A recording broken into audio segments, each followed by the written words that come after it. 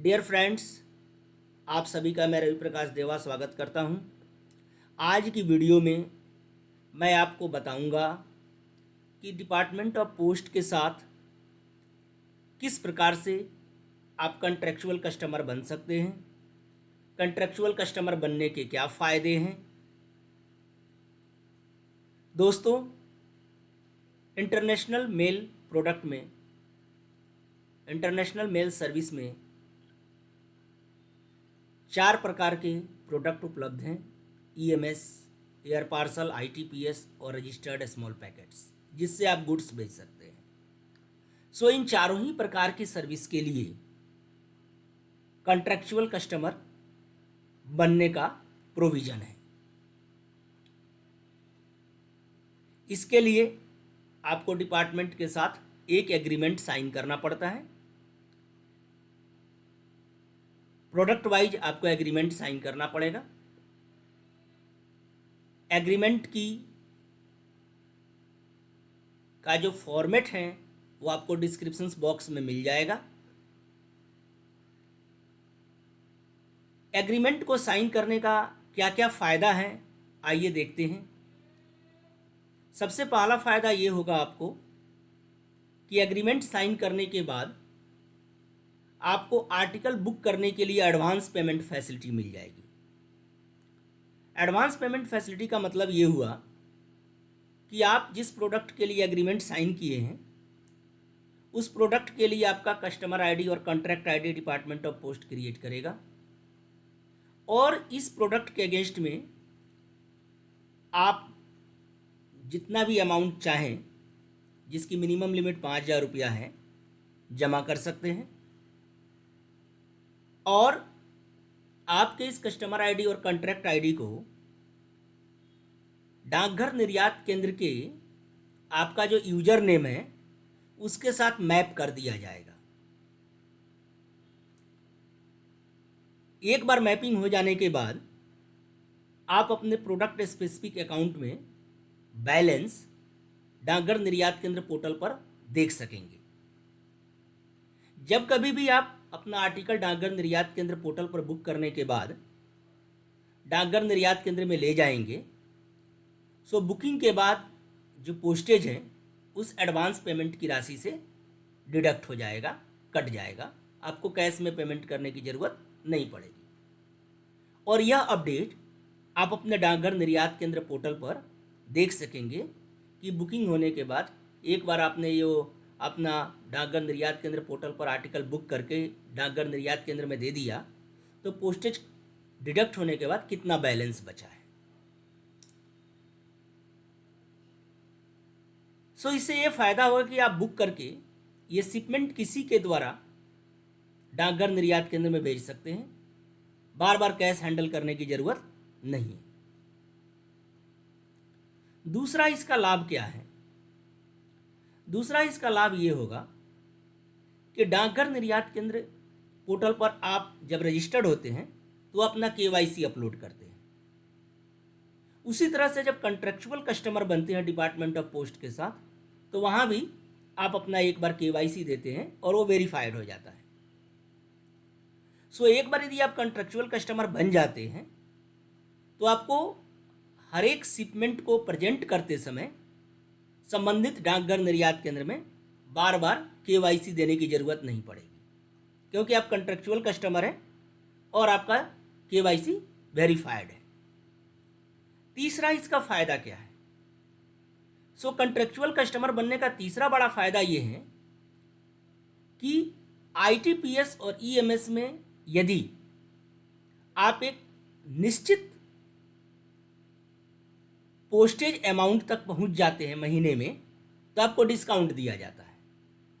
जैसे कि मान लीजिए कि आईटीपीएस सर्विस में आपने किसी महीने में 1 लाख तक का पोस्टेज भुगतान कर दिया एडवांस पेमेंट के जरिए, तो आपको 5% डिस्काउंट मिलेगा।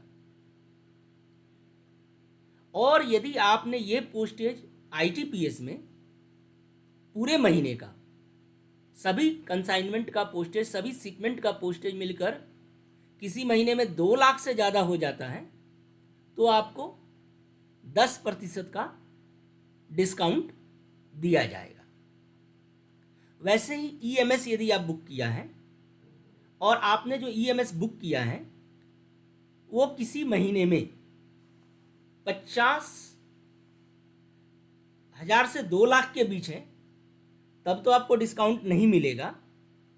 लेकिन 2 लाख से ज़्यादा होने पर, 2 लाख तक यदि आप पहुंच जाते हैं किसी महीने में, जितने भी ईएमएस बुक किए हैं उसका कुल पोस्टेज कम से कम 2 लाख रुपया हो जाता है, तो आपको 5% का डिस्काउंट मिल जाता है। वैसे ही यदि आपका पोस्टेज किसी महीने में 10 लाख तक पहुंच जाता है तो आपको 10% का डिस्काउंट मिलेगा।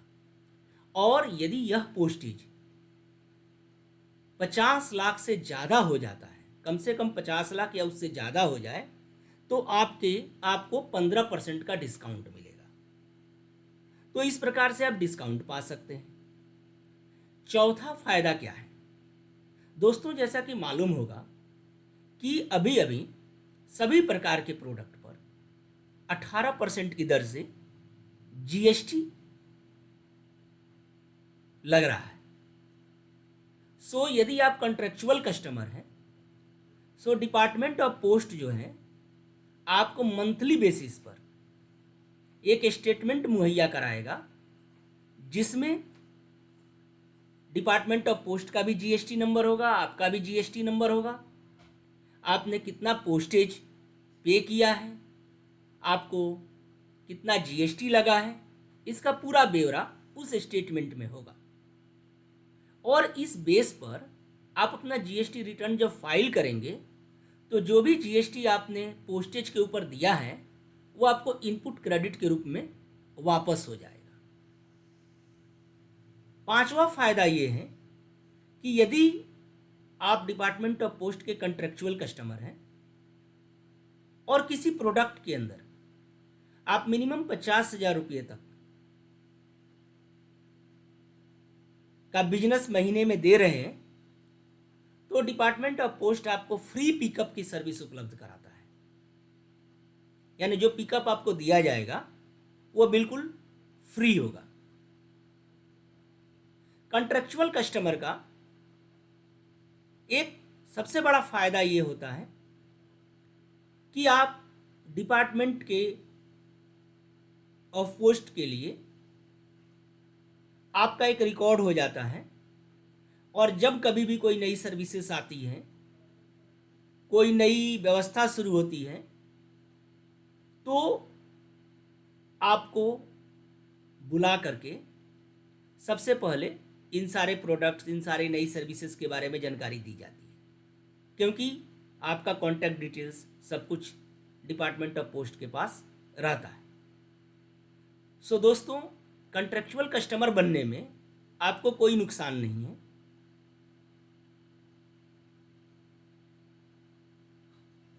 आप जो है यदि डाकघर निर्यात केंद्र पोर्टल यूज कर रहे हैं तो अपने डाकघर निर्यात केंद्र में कॉन्ट्रेक्चुअल कस्टमर बनने के लिए कांटेक्ट करें, और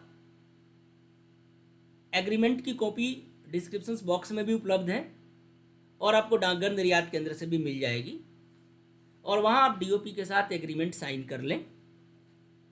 एग्रीमेंट साइन करने के लिए किसी भी प्रकार का कोई फी नहीं लगता है, यह बिल्कुल फ्री है। दोस्तों,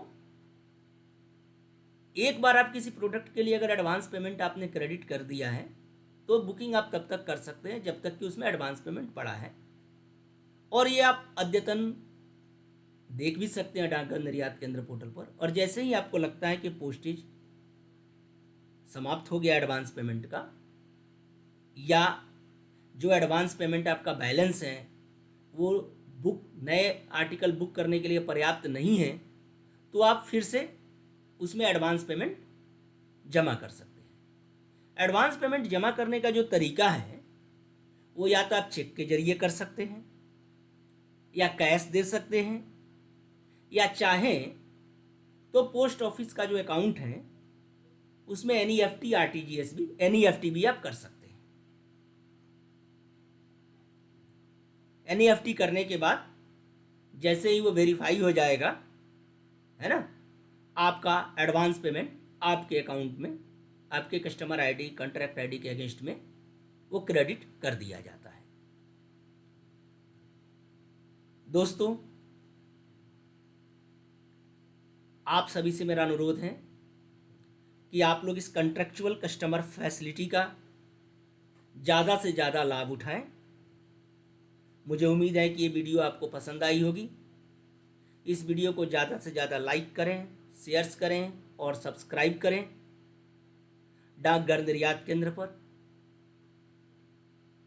डाकघर निर्यात केंद्र की प्रोसेसिंग, जैसे रजिस्ट्रेशन कैसे करें, बुकिंग कैसे करें, जीएसटी नंबर कैसे प्राप्त करें, आईईसी कैसे प्राप्त करें, एडी कोड कैसे प्राप्त करें, इन सभी के ऊपर मेरा वीडियो पोस्टल गुरु एक्सपोर्ट चैनल पर है। आप इन्हें देख सकते हैं और इसका लाभ उठा सकते हैं।